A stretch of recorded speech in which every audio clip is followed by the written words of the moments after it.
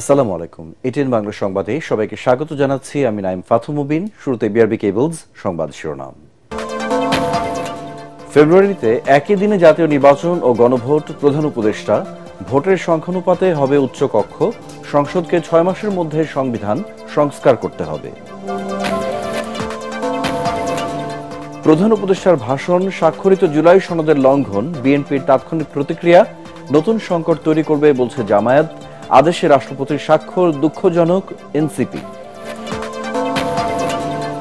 মানবতা বিরোধী অপরাধে শেখ হাসিনা সহ 3 জনের বিরুদ্ধে মামলার রায় 17 নভেম্বর।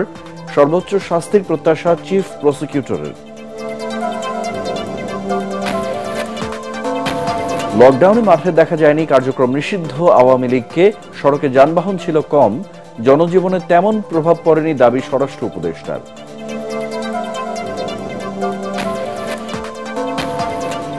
সব পক্ষের সহযোগিতা ছাড়া গ্রহণযোগ্য ভোট আয়োজন সম্ভব নয়, জানালেন সিইসি। রাজনৈতিক দলগুলোর সাথে নির্বাচন কমিশনের সংলাপ শুরু। শুনছিলেন বিআরবি কেবল সংবাদ শিরোনাম। এবারে বিস্তারিত। ফেব্রুয়ারির প্রথমার্ধে একই দিনে অনুষ্ঠিত হবে জাতীয় নির্বাচন ও গণভোট। জাতির উদ্দেশ্যে দেয়া ভাষণে এই ঘোষণা দেন প্রধান উপদেষ্টা ডক্টর মোহাম্মদ ইউনূস। তিনি জানান, জুলাই সনদ বাস্তবায়ন আদেশ অনুমোদন দিয়েছে সরকার। আদেশ অনুসারে গণভোটে হ্যাঁ জয়যুক্ত হলে নির্বাচনের পর প্রথম কার্যদিবসের 180 দিনের মধ্যে সংবিধান সংস্কার করবে আগামী সংসদ। সংবিধান সংস্কারের 30 কার্যদিবসের মধ্যে ভোটের সংখ্যানুপাতে গঠন করতে হবে উচ্চকক্ষ। সুষ্ঠু নির্বাচন আয়োজনে অভ্যুত্থানের সপক্ষের রাজনৈতিক দলগুলিকে ঐক্যবদ্ধ থাকার আহ্বান জানান প্রধান উপদেষ্টা। বিস্তারিত জানাচ্ছেন ইকরামুল হক সায়েম। আমরা সকল বিষয় বিবেচনা করে সিদ্ধান্ত নিয়েছি যে আগামী জাতীয় সংসদ নির্বাচনের দিনেই গণভোটের আয়োজন করা হবে। অর্থাৎ জাতীয় নির্বাচনের মতো গণভোটও ফেব্রুয়ারির প্রথমার্ধে একই দিনে অনুষ্ঠিত হবে।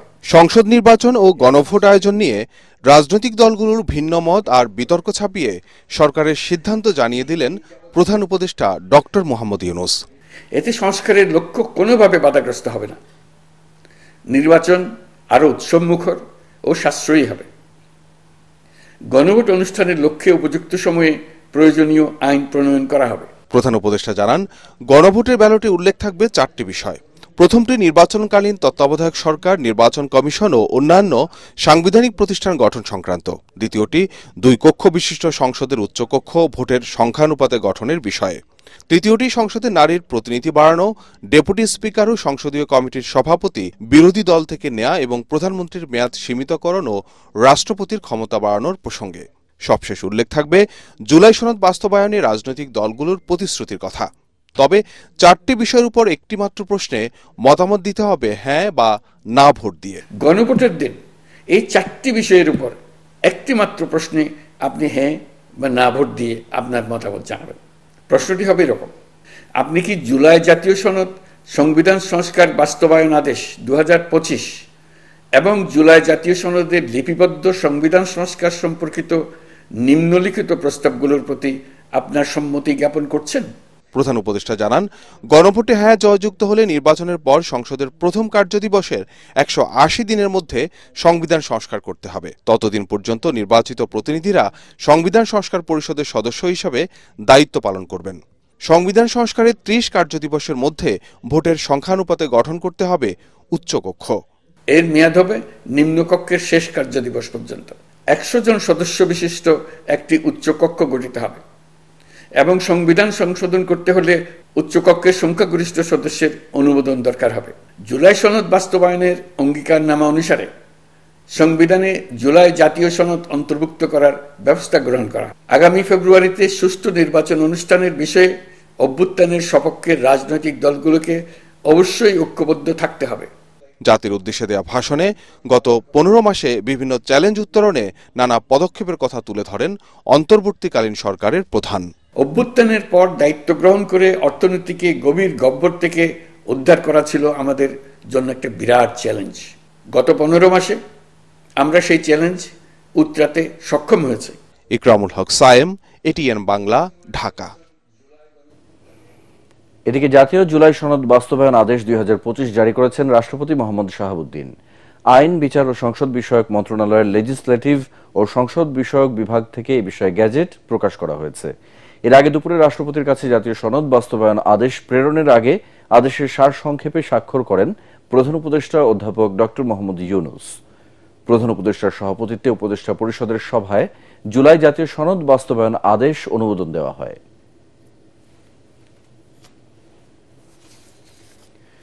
প্রধান উপদেষ্টার ভাষণে জুলাই সনদ বাস্তবায়নের উপায় নিয়ে অসন্তোষ প্রকাশ করেছে রাজনৈতিক দলগুলো। তাৎক্ষণিক প্রতিক্রিয়ায় বিএনপির স্থায়ী কমিটির সদস্য সালাউদ্দিন আহমেদ অভিযোগ করেছেন, অধ্যাপক মোহাম্মদ ইউনূস ভাষণের মাধ্যমে স্বাক্ষরিত জুলাই সনদ লঙ্ঘন করেছেন। জামায়াতের সেক্রেটারি জেনারেল মিয়া গোলাম পরোয়ার বলেছেন, একই দিনে গণভোট ও জাতীয় নির্বাচন সংকট তৈরি করবে। আর জাতীয় নাগরিক পার্টি এনসিপির সিনিয়র যুগ্ম আহ্বায়ক সামান্তা শারমিন বলেছেন, জুলাই সনদ বাস্তবায়নের আদেশে রাষ্ট্রপতির স্বাক্ষর দুঃখজনক। ইমদাদুল্লাহ বাবুর রিপোর্ট। সিদ্ধান্ত জাতির বৃহত্তর স্বার্থে রাজনৈতিক দলগুলো মেনে নেবে। একটি উৎসবমুখর জাতীয় নির্বাচনের দিকে জাতি এগিয়ে যাবে। জাতির উদ্দেশ্যে দেয়া ভাষণে প্রধান উপদেষ্টা অধ্যাপক মোহাম্মদ ইউনূস নির্বাচনের দিনই জুলাই সনদের ব্যাপারে জনমত যাচাইয়ে গণভোট আয়োজনের ঘোষণা দেন। একই সাথে সাংবিধানিক সংস্কার বাস্তবায়নে সংবিধান সংস্কার পরিষদ গঠনেরও ঘোষণা দেন তিনি। রাজধানীতে এক অনুষ্ঠানে জুলাই সনদ বাস্তবায়নে সরকারের সিদ্ধান্ত প্রসঙ্গে এনসিপির সিনিয়র যুগ্ম আহ্বায়ক সামান্তা শারমিন বলেন, সনদ বাস্তবায়নের আদেশে রাষ্ট্রপতির স্বাক্ষর রাজনীতিতে অচল অবস্থার সৃষ্টি করতে পারে। জুলাই সনদে প্রাপ্ত আদেশ এসেছে এবং বলা হয়েছে এটা নাকি রাষ্ট্রপতি চুপ্পু সাইন করবে। এটা যে রাষ্ট্রপতি বলতে হচ্ছে এটাই তো দুঃখজনক। আমরা বলেছিলাম যে এই রাষ্ট্রপতি থাকা যাবে না, তখন সাংবিধানিক সংকট দেখানো হলো। এই সাংবিধানিক সংকট শব্দটা শেখ হাসিনার খুব প্রিয় শব্দ ছিল। জুলাই সনদের যে অবস্থা করা হয়েছে এই রাষ্ট্রপতি সাইন করার ব্যাপারটা, এইটা কিন্তু বাংলাদেশে একটা দীর্ঘমেয়াদী অচল অবস্থায় এনে দিবে। নগরীর মগবাজারে দলীয় কার্যালয়ে তাৎক্ষণিক সংবাদ সম্মেলনে প্রতিক্রিয়া জানায় জামায়াতে ইসলামী। এ সময় দলটির সেক্রেটারি জেনারেল মিয়া গোলাম পরোয়ার বলেন, জনগণের অভিপ্রায় উপেক্ষা করে একই দিনে গণভোট ও জাতীয় নির্বাচনের সিদ্ধান্ত নিয়েছে সরকার। একই দিনে গণভোট আর জাতীয় নির্বাচনের ঘোষণা দেওয়ায় জনগণের আকাঙ্ক্ষা পূর্ণ হয়নি। যে সংকটমুক্ত স্বচ্ছ নির্বাচনের আশা আমরা করেছিলাম, সে সংকটটাই কিন্তু রয়ে গেল। জাতীয় নির্বাচন সুষ্ঠু সুন্দর হওয়ার প্রশ্নে আমাদের যে ঐক্যমত এবং আমাদের যে প্রচেষ্টা, সেখানে একটা সংকট আমাদের রয়েই গেল। আর গুলশানে নিজ বাসায় তাৎক্ষণিক সংবাদ সম্মেলনে বিএনপির স্থায়ী কমিটির সদস্য সালাউদ্দিন আহমেদ বলেন, আলোচনার বাইরে সংবিধান সংস্কার পরিষদ গঠনের নতুন ধারণা দিয়েছে সরকার। তিনি জুলাই জাতীয় সনদের স্বাক্ষরিত সনদের লঙ্ঘন করেছেন, কারণ সেই সনদের স্বাক্ষরকারী তিনি একজন ঐকমত্য কমিশনের সভাপতি হিসেবে। মূল দলিল থেকে তিনি বহু দূরে সরে গিয়েছেন। সনদের সংবিধান বিষয়ক সংস্কার প্রস্তাবনার উপরে গণভোট অনুষ্ঠান, এটুকু ঠিক আছে। সংবিধান সংস্কার পরিষদ গঠনের সিদ্ধান্ত তিনি আজকে এটা নতুন ভাবে এখানে আরোপ করলেন, কারণ সংবিধান সংস্কার পরিষদ গঠনের বিষয়ে কোনো আলোচনা ঐকমত্য কমিশনের এজেন্ডায় ছিল না। জাতীয় ঐকমত্য কমিশন ও সরকার সংকট তৈরি করেছে বলেও অভিযোগ করেন বিএনপির এই সিনিয়র নেতা। এখানে সংক্ষিপ্ত শিরোনাম এবং ইমদাদুল্লাহ বাবু, ATN বাংলা, ঢাকা। গণ অভ্যুত্থানের মধ্য দিয়ে গণতন্ত্রকে প্রাতিষ্ঠানিক রূপ দেওয়ার যে সুযোগ এসেছে, সব রাজনৈতিক দলকে তা বাস্তবায়নে দায়িত্ববান হওয়ার আহ্বান জানিয়েছেন বিএনপি মহাসচিব মির্জা ফখরুল ইসলাম আলমগীর। রাজধানীতে এক অনুষ্ঠানে তিনি বলেন, যত দ্রুত নির্বাচিত সরকার প্রতিষ্ঠা করা যাবে দেশের জন্য তত মঙ্গল হবে। অন্যদিকে আলাদা অনুষ্ঠানে বিএনপি নীতি নির্ধারকরা বলেন, আওয়ামী লীগ সহিংসতা তৈরি করে দেশের গণতন্ত্রকে বাধাগ্রস্ত করতে চায়, তা মানুষ হতে দেবে না। কামরুজ্জামান রাজীবের রিপোর্ট। রাজধানীর একটি হোটেলে জাতীয় সংসদ নির্বাচন অনুষ্ঠানে জাতীয় ঐক্যের প্রয়োজনীয়তা শীর্ষক নির্বাচন সংলাপের আয়োজন করে foundation for strategic and development studies FSDS। এতে বিএনপি সহ ফ্যাসিবাদ বিরোধী আন্দোলনে অংশ নেওয়া দলের শীর্ষ নেতা ও সুশীল সমাজের প্রতিনিধিরা অংশ নেন। বক্তারা বলেন, সংস্কারের নামে বিভাজন নয়, গণতান্ত্রিক উত্তরণে প্রয়োজন জাতীয় ঐক্য। ঐক্য বজায় রাখতে ব্যর্থ হলে দেশ আবারও ফ্যাসিবাদের কবলে পড়বে। এ সময় বিএনপি মহাসচিব বলেন, গণতন্ত্রকে প্রাতিষ্ঠানিক রূপ দেওয়ার যে সুযোগ এসেছে, তার বাস্তবায়নে ব্যর্থ হলে জাতি ক্ষমা করবে না। যে বিতর্কগুলো তৈরি হচ্ছিল নির্বাচন নিয়ে, সেই বিতর্কের মধ্যে আজকে প্রফেসর ইউনূসের বক্তৃতা অত্যন্ত রাষ্ট্রনায়কিত হয়েছে এবং তিনি যে আজকে 4 দফার কথা বলেছেন, এটা মেনে নিয়ে আমাদের সকল রাজনৈতিক দলের উচিত এখন ইলেকশনের দিকে আগানো এবং আর কোনো জটিলতা তৈরি না করা। এখানে বিএনপি সহ বড় রাজনৈতিক দলগুলোকে কিন্তু সরকার আইন শৃঙ্খলা বাহিনীর চেয়ে বেশি কার্যকর ভূমিকা পালন করতে হবে, কিন্তু রাজনৈতিক দলগুলোর সেই দায়িত্বশীল আচরণ, তাদের নেতা কর্মীদের প্রতি সেই ইনস্ট্রাকশন আমরা কিন্তু লক্ষ্য করছি না। প্রধান উপদেষ্টা যে বক্তব্য দিয়েছেন এর মধ্যে দ্বিমত থাকতে পারে। আমরা যেটা বুঝি যে অতি দ্রুত যেটা ঘোষণা হয়েছে ইতিমধ্যে যে 2026 সালের ফেব্রুয়ারি মাসে একটা নির্বাচন দিয়ে আপনার জনগণের একটা পার্লামেন্ট নির্বাচন করা এবং সেই পার্লামেন্টই জনগণের সমস্ত মীমাংসিত যে আপনার ইস্যুগুলো আছে সেই ইস্যুগুলো নিয়ে আলোচনা করে তারা সেখানে সুনির্দিষ্ট একটা সামনের দিকে এগিয়ে যাওয়ার পথ বাততে দিতে পারবেন। অন্যদিকে দুপুরে চেয়ারপারসনের গুলশান কার্যালয়ে ফ্রান্সের নতুন রাষ্ট্রদূতের সাথে বিএনপির প্রতিনিধি দলের বৈঠকের পর সংবাদ সম্মেলনে স্থায়ী কমিটির সদস্য আমির খসরু মাহমুদ চৌধুরী বলেন, বিশৃঙ্খলা সৃষ্টি করে নির্বাচন ঠেকানো যাবে না। যারা নির্বাচনকে বাধাগ্রস্ত করতে চায়, যারা বাংলাদেশে জনগণের মালিকানা ফিরিয়ে দিতে চায় না, যারা গণতান্ত্রিক অর্ডার চায় না বাংলাদেশে, তো তাদের কর্মকাণ্ডের জন্য কি আমরা নির্বাচন ব্যবস্থা বন্ধ করে দেবো এখন? নয়াপল্টন কেন্দ্রীয় কার্যালয়ে আরেক অনুষ্ঠানে বিএনপির সিনিয়র যুগ্ম মহাসচিব রুহুল কবির রিজভী বলেন, সহিংসতা তৈরি করে পরাজিত শক্তি ফিরে আসতে পারবে না। গণতন্ত্র বিরোধী ষড়যন্ত্র ঠেকাতে সুষ্ঠু নির্বাচনের বিকল্প নেই। শিশু হত্যা করেছেন, কিশোর হত্যা করেছেন, শত শত, একটা দুটো নয়, তো তার বিচার হবে না? এখন এই বিচারকে প্রতিহত করার জন্য বেআইনিভাবে হামলা করা হয়েছে, বোমাবাজি করা হয়েছে, বাসে আগুন দেওয়া হয়েছে, বাস চালককে আগুনে পুড়িয়ে হত্যা করা হয়েছে। কামরুজ্জামান রাজীব, এটিএন বাংলা, ঢাকা। জুলাইয়ে মানবতা বিরোধী অপরাধের মামলায় ক্ষমতাচ্যুত সাবেক প্রধানমন্ত্রী শেখ হাসিনা সহ 3 আসামির ভাগ্যে কি আছে তা জানা যাবে আগামী 17 নভেম্বর। বিচারপতি গোলাম মুর্তজা মজুমদারের নেতৃত্বাধীন 3 সদস্যের ট্রাইব্যুনাল রায় ঘোষণার জন্য এই দিন ঠিক করেন। প্রসিকিউশনের প্রত্যাশা সর্বোচ্চ শাস্তি, আর আসামি পক্ষের প্রত্যাশা খালাস পাবেন আসামিরা। আরো জানাচ্ছেন হুমায়ুন চিশতি। জুলাই গণ আন্দোলনে আইন শৃঙ্খলা রক্ষাকারী বাহিনীর নির্বিচার গুলিতে মারা যায় প্রায় 1400 মানুষ, আহত হন 25,000-এর বেশি। ওই ঘটনায় মানবতা বিরোধী অপরাধের মামলায় সাবেক প্রধানমন্ত্রী শেখ হাসিনা সহ 3 জনের বিরুদ্ধে বিচারিক কার্যক্রমের শেষ ধাপ যুক্তিতর্ক উপস্থাপন শেষ হয় গত 23 অক্টোবর। ওই দিনই রায় ঘোষণার দিন নির্ধারণের জন্য আজকের দিন ঠিক করেন আদালত।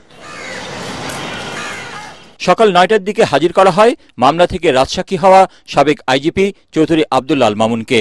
বেলা 12টার দিকে জনাকীর্ণ আদালতে রায় ঘোষণার দিন ঠিক করে আদেশ দেন ট্রাইব্যুনাল 1-এর চেয়ারম্যান গোলাম মুর্তজা মজুমদার। চিফ প্রসিকিউটর বলেন, জাতির আশা-আকাঙ্ক্ষার প্রতি সুবিচার করবে আদালত, এমনটাই প্রত্যাশা তাদের। শেখ হাসিনা ও আসাদুজ্জামান খান কামালের সর্বোচ্চ শাস্তি চান তারা।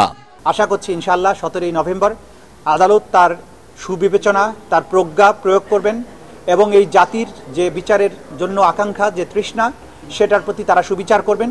আমরা সর্বোচ্চ শাস্তি আদালতের কাছে প্রেয়ার করেছি, আদালত তার সুবিবেচনা প্রয়োগ করবেন। এদিকে রায় ঘোষণাকে কেন্দ্র করে দেশ জুড়ে শুরু হওয়া অস্থিতিশীল পরিস্থিতি প্রসঙ্গে চিফ প্রসিকিউটর বলেন, সহিংসতা করে বিচার বাধাগ্রস্ত করা যাবে না।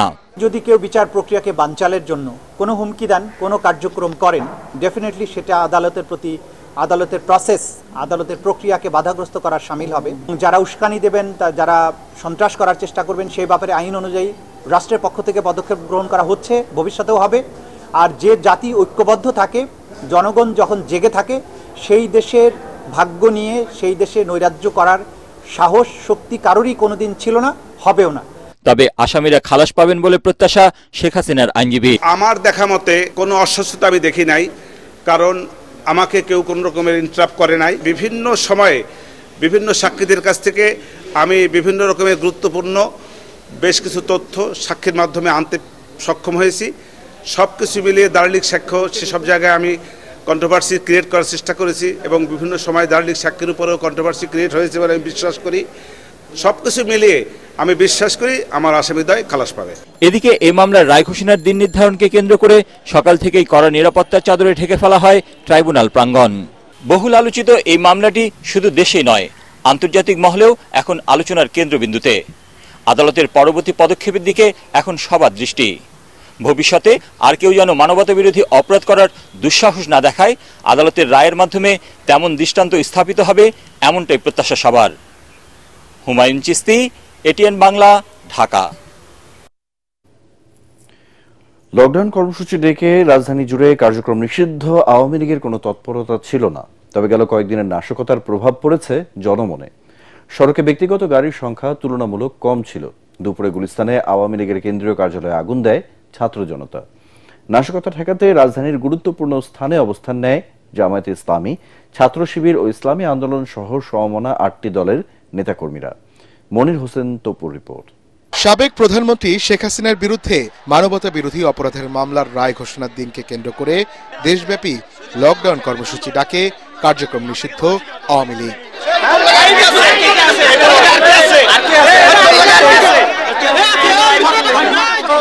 আওয়ামী লীগের লোক ও বলতেছে চট্টগ্রাম থেকে আসে, ও মোবাইলে ভিডিও করে পাঠাইতেছে, বিভিন্ন টেক্সট পাঠাইতেছে যে এখানে আমরা আওয়ামী লীগ দখলে আছি, আপনারা যে যেখানে আছেন এখানে এসে পড়েন। দুপুরের দিকে রাজধানীর গুলিস্তানে আওয়ামী লীগের কেন্দ্রীয় কার্যালয়ের সামনে থেকে সন্দেহভাজন দুজনকে আটক করে পুলিশে দেয় ছাত্র শিবির। পরে কার্যালয়ে আগুন জ্বালিয়ে প্রতিবাদ জানায় ছাত্র জনতা। ধানমন্ডি 32 নম্বর থেকে আটক করা হয় আরও একজনকে। নাশকতা প্রতিরোধে রাজধানীর 14টি স্থানে অবস্থান নেয় ছাত্র শিবিরের নেতাকর্মীরা। কয়েকদিন ধরে সারা দেশে যে অরাজকতা সৃষ্টি করেছেন, অগ্নিসন্ত্রাস শুরু করেছেন, বাংলাদেশে এই অগ্নিসংযোগকারী এই ফ্যাসিবাদী কোনো রাজনীতি ভবিষ্যতে চলতে দেওয়া হবে না। কর্মসূচিকে কেন্দ্র করে সকাল থেকেই রাজধানীর গুরুত্বপূর্ণ স্থানে অবস্থান নেয় জামায়াতে ইসলামী, ইসলামী আন্দোলন সহ সমমনা 8টি দল। লকডাউন প্রতিরোধে বিভিন্ন স্থানে মিছিল করে তারা। কর্মসূচির ব্যর্থতার প্রমাণ করে বাংলাদেশের মানুষ আওয়ামী লীগকে প্রত্যাখ্যান করেছে। যতদিন পর্যন্ত তারা ক্ষমা চেয়ে নাকে ক্ষত দিয়ে বিচারের সম্মুখীন না হচ্ছে, বাংলাদেশের মানুষের কুইন্দারি গ্রহণ করে রয়েছে। রাজনৈতিক দল ও আইন শৃঙ্খলা বাহিনীর সতর্ক অবস্থানের কারণে লকডাউন কর্মসূচি পালন করতে রাজপথে দেখা যায়নি কার্যক্রম নিষিদ্ধ আওয়ামী লীগের নেতাকর্মীদের। দুপুরে গুলিস্তানে মিছিল করে ইনকিলাব মঞ্চ। যারা গণহত্যাকারী, খুনি, গুমকারী, ধর্ষক, অর্থলুটকারী, তাদের সামনে আমরা শিশের প্রাচীরের মতো শক্ত হয়ে প্রতিরোধ করে তুলব। এদিকে গাবতলী সহ ঢাকার প্রবেশ মুখগুলোতে দিনভর দেখা গেছে আইন শৃঙ্খলা বাহিনীর কড়া নিরাপত্তা ব্যবস্থা। গুরুত্বপূর্ণ সড়কগুলোতে সতর্ক অবস্থানে থাকতে দেখা যায় সেনাবাহিনী, বিজিবি, র্যাব ও পুলিশকে। সপ্তাহের শেষ কর্মদিবস হলেও রাজধানীতে যানবাহনের সংখ্যা ছিল তুলনামূলক কম। সীমিত পরিসরে চলছে দূরপাল্লার বাস, তবে স্বাভাবিক রয়েছে রেল চলাচল। নাশকতা ঠেকাতে রাজধানীর বিভিন্ন পয়েন্টে নিরাপত্তা বাহিনীর তল্লাশি অভিযান অব্যাহত রয়েছে। এদিকে নাশকতার চেষ্টা ও ঝটিকা মিছিলে সম্পৃক্ত থাকার অভিযোগে আরও 43 জনকে গ্রেফতার করেছে পুলিশ। মনির হোসেন তপু, এটিএন বাংলা, ঢাকা। আগামী সোমবার শেখ হাসিনার মামলার রায় ঘিরে কোনো শঙ্কা নেই বলে আশ্বস্ত করলেন স্বরাষ্ট্র উপদেষ্টা জাহাঙ্গীর আলম চৌধুরী। তিনি বলেন, রায় ঘোষণার পর সবার সহযোগিতা পেলে তাকে ভারত থেকে ফিরিয়ে আনা সহজ হবে। দু একটি বিচ্ছিন্ন ঘটনা ছাড়া লকডাউনে জনজীবনে তেমন প্রভাব পড়েনি বলে মনে করছেন তিনি। রিপোর্টে জানাচ্ছেন মাহবুব কবির চপল। আওয়ামী লীগের লকডাউনে দেশ কতটুকু ডাউন হয় সে আলোচনা ছিল গত কয়েকদিন ধরে। অবশ্য বাস্তবে তেমন কিছুই দেখা যায়নি। মাঠে ছিল না দলটির নেতাকর্মীরা, তবে জনমনে উৎকণ্ঠা ছিল চাপা, ফলে রাজধানী ছিল অনেকটাই ফাঁকা। স্বরাষ্ট্র উপদেষ্টা বলছেন, লকডাউন নিয়ে অতিরঞ্জিত প্রচারণা হয়েছে। রাস্তা তো এরকম ফাঁকা না, ফাঁকা থাকলে আপনারা আসলেন কিভাবে? আপনারা তো সবাই চলে আসছেন, রাস্তা ফাঁকা দেখে কি তাড়াতাড়ি চলে আসছেন? রাস্তা এখন হলো কি, অনেকে অনেক কিছু প্রচার করলে অনেক ধরনের হয়, কিন্তু ওইরকম বড় ধরনের কোনো সমস্যা নাই। ছোটখাটো দুই একটা ঘটনা ঘটছে, এটা আপনারা মিডিয়ায় দেখছেন, আমিও দেখছি, এবং এটার ক্ষেত্রে সাথে সাথে কিন্তু আমরা অ্যাকশন নিয়েছি। সাবেক প্রধানমন্ত্রী শেখ হাসিনার মামলার রায়ের তারিখ নির্ধারণকে কেন্দ্র করে দেশের বিভিন্ন স্থানে বাসে আগুন, ককটেল বিস্ফোরণ হয়েছে। রায়ের দিন পরিস্থিতি কেমন হতে পারে তা নিয়ে কিছুটা উদ্বেগ রয়েছে, তবে স্বরাষ্ট্র উপদেষ্টা বলছেন, শঙ্কার কারণ নেই। রায়ের পর তাকে ফিরিয়ে আনাও সহজ হবে।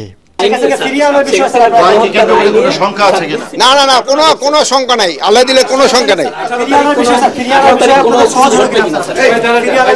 আপনাকে সবাই সহযোগিতা থাকলে অবশ্যই সহজ হবে। কৃষি মন্ত্রণালয়েরও দায়িত্বে থাকা জাহাঙ্গীর আলম চৌধুরী বলেন, পেঁয়াজ আমদানি করা হবে না। লোকসানের কারণে আলু চাষিদের প্রণোদনা দেবে সরকার। প্রণোদনাটা আমরা কৃষকরে দিব। মাহবুব কবির চপল, এটিএন বাংলা, ঢাকা। রাজনৈতিক দলগুলো মাঠে খেলবে আর নির্বাচন কমিশন রেফারির ভূমিকা থাকবে বলে জানিয়েছেন প্রধান নির্বাচন কমিশনার এএমএম নাসিরউদ্দিন। সমন্বিত উদ্যোগ ছাড়া একা ইসির পক্ষে সুষ্ঠু নির্বাচন আয়োজন সম্ভব নয় বলেও জানান তিনি। রাজনৈতিক দলগুলোর সাথে ইসির সংলাপের প্রথম দিন এসব কথা বলেন সিইসি। সংলাপে অংশ নেওয়া 12টি রাজনৈতিক দলের প্রতিনিধিরা বলেন, কালো টাকা আর বড় দলের সামনে প্রশাসন মাথানত করলে লেভেল প্লেইং ফিল্ড আশা করা যায় না। মিজান শাহজাহানের রিপোর্ট। রাজনৈতিক দলগুলোর সাথে সংলাপ শুরু করেছে নির্বাচন কমিশন। প্রথম দিন সকালে সংলাপে অংশ নেয় এলডিপি, বাংলাদেশ কংগ্রেস, মুসলিম লীগ, ন্যাশনাল পিপলস পার্টি, খেলাফত আন্দোলন ও জমিয়াতে উলামায়ে ইসলাম। নির্বাচনে জামানত 50,000 টাকা থেকে কমিয়ে আগের মতো 20,000 টাকা করার দাবি জানান তারা। আগে যে 20,000 টাকা ছিল, আমি দাবি করব সেই জামানতটা 20,000 টাকা রাখার জন্য। বিকেলের সংলাপে অংশ নেয় সিপিবি, জেএসডি, বাসদ, বিপ্লবী ওয়ার্কার্স পার্টি, বিএনএফ ও বিএনএম। এসব দলের নেতারা বলেন, রিটার্নিং কর্মকর্তা ও সহকারী রিটার্নিং কর্মকর্তা নিয়োগে প্রশাসন ক্যাডারের কর্মকর্তাদের বাইরে রেখে ইসির নিজস্ব কর্মকর্তাদের নিয়োগ দিলে গ্রহণযোগ্যতা বাড়বে। কবে নির্দিষ্টভাবে তফসিল ঘোষণা করবেন তার একটু যদি উল্লেখ করতে পারেন, সেটা জনগণকে আশ্বস্ত করবে, ভোটারদেরকে আশ্বস্ত করবে, মানুষের মধ্যে একটা ভরসার জায়গাটা তৈরি করবে। মাত্র 2.5 মাস পরে নির্বাচন, এখন বুকে হাত দিয়ে আমরা বলতে পারছি না ফেব্রুয়ারিতে নির্বাচন হবে। নির্বাচন কমিশন সচিব আক্তার আহমেদের সঞ্চালনায় সংলাপে নির্বাচন কমিশনার আবুল ফজল মোহাম্মদ সানাউল্লাহ বলেন, তাদের ভোটার তালিকা নিয়ে প্রশ্ন তোলার সুযোগ নেই। বাদ পড়া ভোটার যদি এখনো থাকেন, এখনো যদি আবেদন করেন, আমাদের তফসিল ঘোষণার আগে চূড়ান্ত যে তালিকা আমরা প্রকাশ করব সেখানে আমরা তাদেরকে অ্যাকোমোডেট করতে পারবো। সুতরাং এটা একটা 24/7 সার্ভিস। প্রধান নির্বাচন কমিশনার এএমএম নাসিরউদ্দিন বলেন, গ্রহণযোগ্য নির্বাচন করতে না পারার 53 বছরের বদনাম এবার মুছে দিতে চায় ইসি। আমরা একটা সুষ্ঠুভাবে নির্বাচন চাই, অতীতের গ্লানি মুছে ফেলে এই বদনামটা মুছে ফেলতে চাই যে এতদিনে 53 বছর হলো স্বাধীন হলাম, আমরা একটা নির্বাচনই করতে পারি না। এইটাই সুন্দর, এইটাই তো একটা মামা গেলে লজ্জাজনক মনে হয় যে, তাহলে আমরা কি জাতি হিসাবে এগুলো কি আর। নিবন্ধিত রাজনৈতিক দলগুলোর সাথে সংলাপের শেষ দিন ইসি মুখোমুখি হবে বিএনপি ও জামাতের। তবে জাতীয় পার্টিকে ডাকা হবে কিনা তা জানা যায়নি। মিজান শাহজাহান, এটিএন বাংলা, ঢাকা। প্রতিভা বিকাশের ক্ষেত্রে দেশের কোনো শিশু কিশোর যাতে বাদ না পড়ে সে বিষয়ে বিশেষ গুরুত্ব দেওয়ার আহ্বান জানিয়েছেন প্রধান উপদেষ্টা ডক্টর মোহাম্মদ ইউনূস। রাজধানীতে বিটিভির শিশুদের অনুষ্ঠান নতুন কুড়ির বিজয়ীদের মধ্যে পুরস্কার বিতরণী অনুষ্ঠানে তিনি বলেন, শুধু সংস্কৃতি নয়, দেশের প্রতিটি ঘরে ব্যবসা, বাণিজ্য, বিজ্ঞান সহ অন্য যে কোনো বিষয়ে প্রতিযোগিতা ছড়িয়ে দেওয়ার কথা বলেন প্রধান উপদেষ্টা। বিস্তারিত জানাচ্ছেন সৈয়দ রিয়াজ।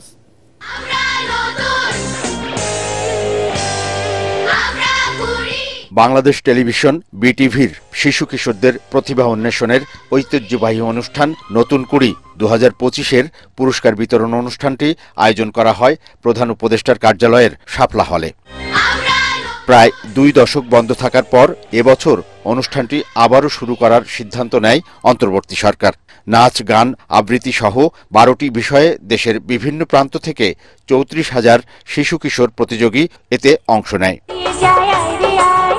চলো চলো সখী ঘাটে চলা নিজে ফিরে আসি বাংলাদেশে। আঞ্চলিক, বিভাগীয় ও চূড়ান্ত বাছাই শেষে সেরা 10 ও ফাইনাল রাউন্ডে এবছর 83 জন শিশু কিশোরকে খুঁজে পায় নতুন কুড়ি।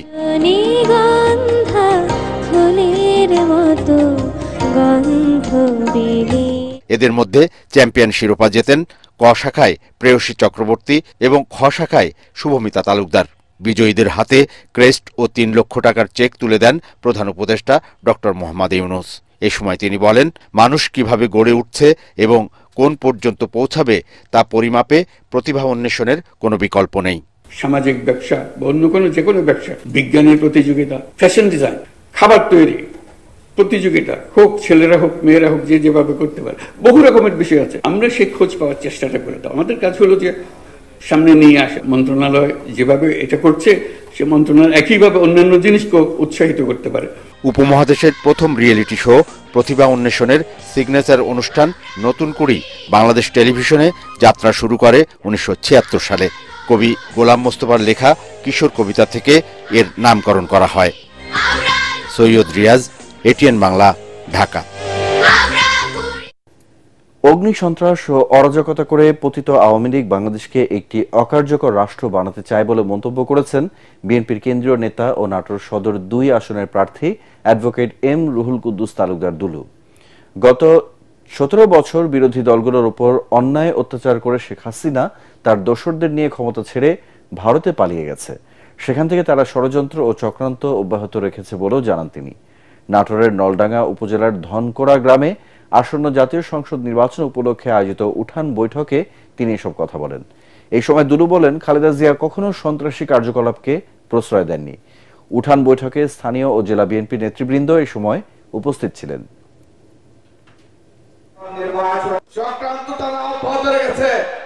এই আওয়ামী লীগ যখনই হরতাল হতো টেলিভিশনে আপনারা দেখতেন, বিএনপি কে বলে কি অগ্নি সন্ত্রাস, খালেদা জিয়াকে বলে অগ্নি সন্ত্রাস। অথচ বেগম খালেদা জিয়া খুন, হত্যা, আগুন পুরানো রাজনীতি বিশ্বাস করে না। পেট্রোল দিয়ে আগুন দিয়ে জ্বালিয়ে তারা প্রমাণ করতে চাচ্ছে বাংলাদেশ একটি অকার্যকর রাষ্ট্র। এই ঐক্যের যদি ফাটল ধরাতে পারে সবচেয়ে বেশি সুবিধা হবে আওয়ামী লীগের। হুফাজুল কুরআন ফাউন্ডেশন বাংলাদেশের আয়োজনে ঢাকা 12 আসনের শিল্পাঞ্চল থানার 24 নম্বর ওয়ার্ডে অনুষ্ঠিত হয়ে গেল 30তম হিফজুল কুরআন প্রতিযোগিতা ও পুরস্কার বিতরণী অনুষ্ঠান। এতে প্রধান অতিথি ছিলেন ঢাকা মহানগর উত্তর বিএনপির সাবেক আহ্বায়ক ও ঢাকা 12 আসনের মনোনীত প্রার্থী সাইফুল আলম নীরব। অনুষ্ঠানে তিনি বিজয়ী শিক্ষার্থীদের হাতে পুরস্কার তুলে দেন। অনুষ্ঠানে হাফেজ মাওলানা আব্দুর রহিম, হাফেজ মাওলানা মুফতি শাহাদাত হোসেন, মাওলানা মোহাম্মদ আব্দুর রহমান ও মাওলানা লিয়াকত আলী সহ ওলামায়ে কেরাম উপস্থিত ছিলেন।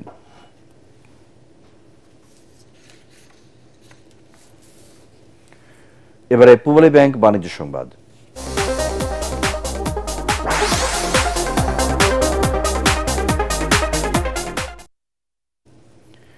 সিলেটে 1,31,00,000 টাকার ভারতীয় পণ্য আটক করেছে বিজিবি।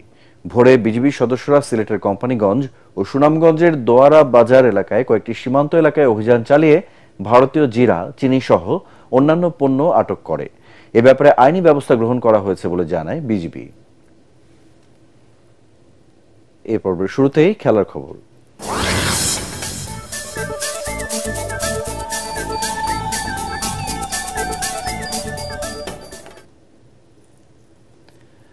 ইনিংস ব্যবধানে জয়ের সুবাস নিয়ে সিলেট টেস্টের তৃতীয় দিন শেষ করল বাংলাদেশ।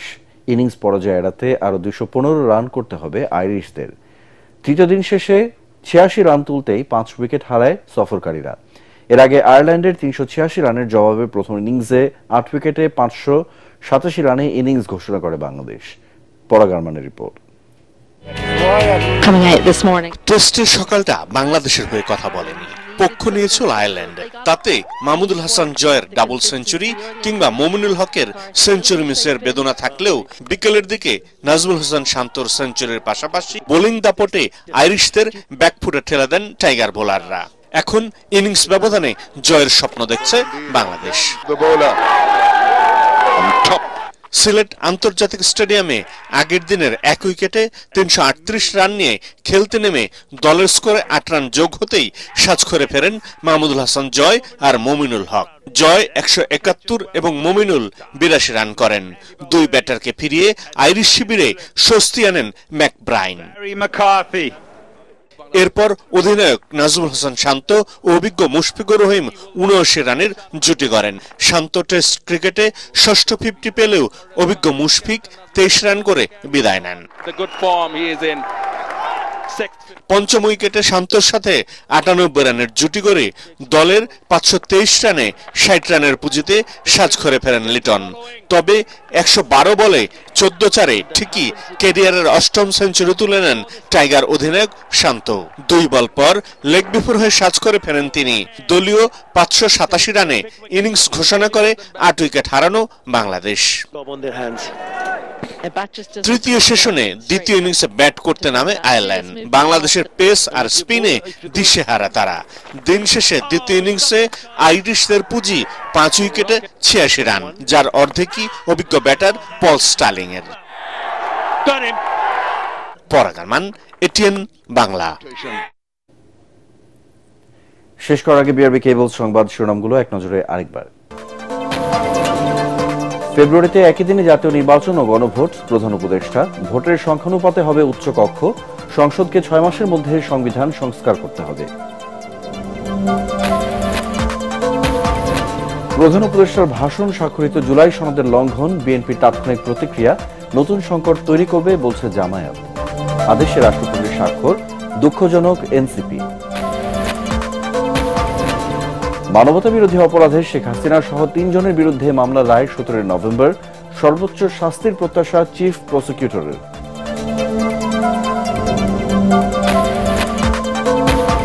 লকডাউনে মাঠে দেখা যায়নি, কার্যক্রম নিষিদ্ধ আওয়ামী লীগকে। সড়কে যানবাহন ছিল কম, জনজীবনে তেমন প্রভাব পড়েনি, দাবি স্বরাষ্ট্র উপদেষ্টার। সব পক্ষের সহযোগিতা ছাড়া গ্রহণযোগ্য ভোট আয়োজন সম্ভব নয়, জানালেন সিইসি। রাজনৈতিক দলগুলোর সাথে নির্বাচন কমিশনের সংলাপ শুরু। পরবর্তী সংবাদ দেখার আমন্ত্রণ জানিয়ে এখনকার মতো শেষ করছি। এটিএন বাংলার সংবাদ ইউটিউবে দেখতে ব্রাউজ করুন youtube/ATN Bangla News।